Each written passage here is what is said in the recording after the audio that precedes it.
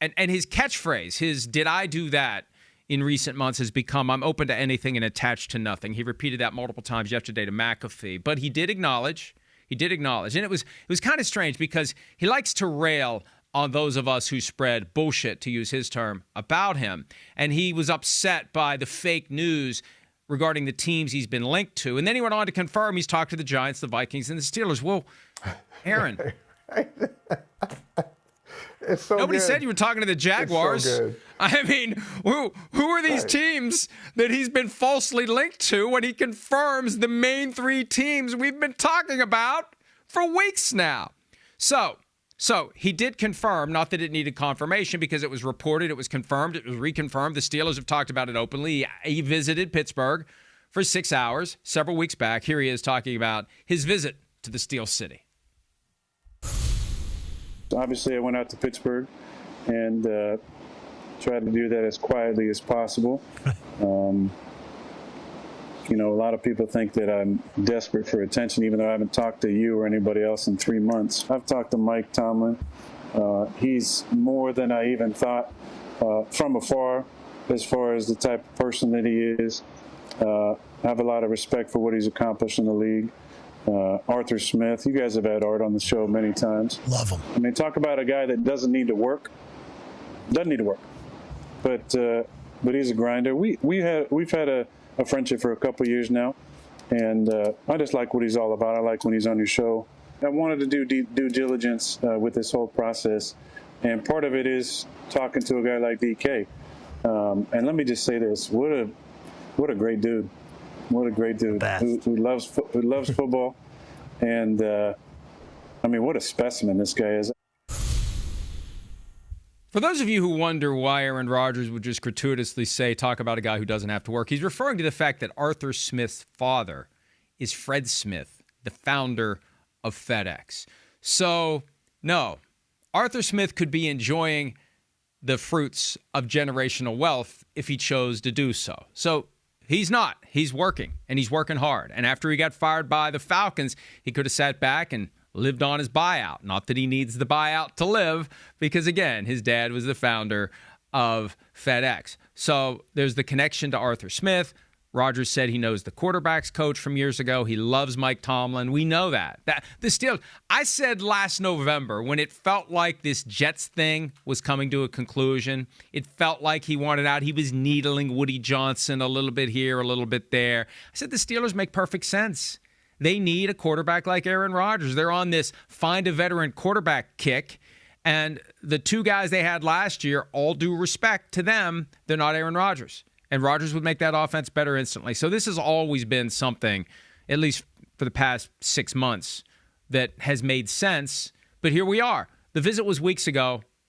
He thought he was going to keep it secret. I wonder if he's mad at the Steelers that somebody blabbed, because somebody picked up the phone and called Jerry Dulac of the Pittsburgh Post-Gazette and told him. I mean, to the extent that you're concerned about leaks, and he called the Jets a chicken shit operation, or he said that those kind of leaks that they have reflect chicken shit. He didn't say the Jets directly are or were. They were just behaving accordingly. Well, the Steelers, somebody outed him there. He wanted to keep it quiet. He rented a Chevy Malibu, drove in from an airport other than the main Pittsburgh airport. So anyway, that's where it stands. And now we just continue to wait whether anything happens from it, Michael. Mike, you know what's really bullshit? I had to say it. Ding! I'll tell you what. Yeah, thank you. I'll tell you what really is, though. A couple of things that Aaron Rodgers has going on here. One, of course, people found out. It may have come from the Steelers, or it may be the fact that he's in Pittsburgh. Now, this is not Chicago, as you know.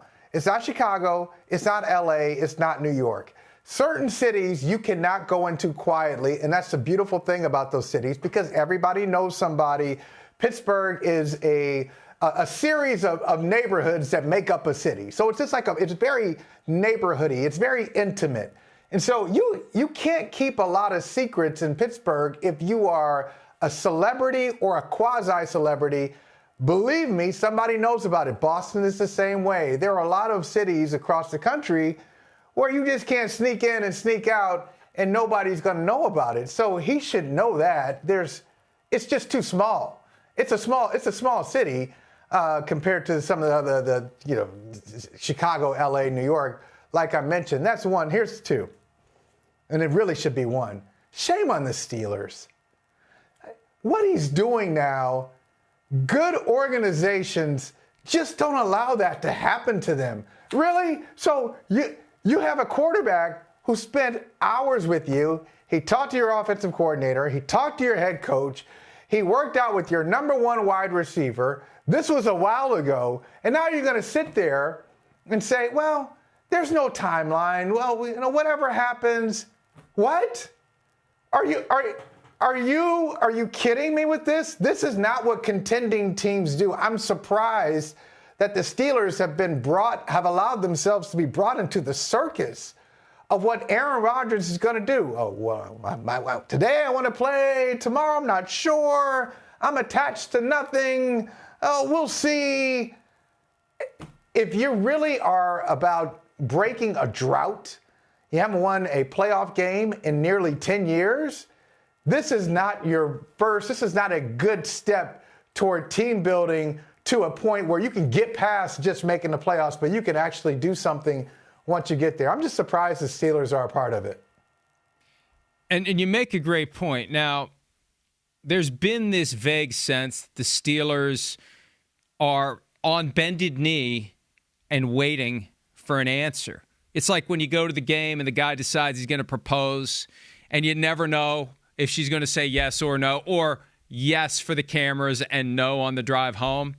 But he's waiting, and we're all waiting, and we've been waiting, and we're waiting, and we're waiting. And Ted Knight in Caddyshack, well, we're waiting. That's the vibe that's been created, and it's lasted for weeks. And into that void, Aaron Rodgers has supplied nothing. Nothing. Hi, it's Mike Florio. Thanks for watching PFT on YouTube. Hit subscribe for the latest news and analysis from Pro Football Talk.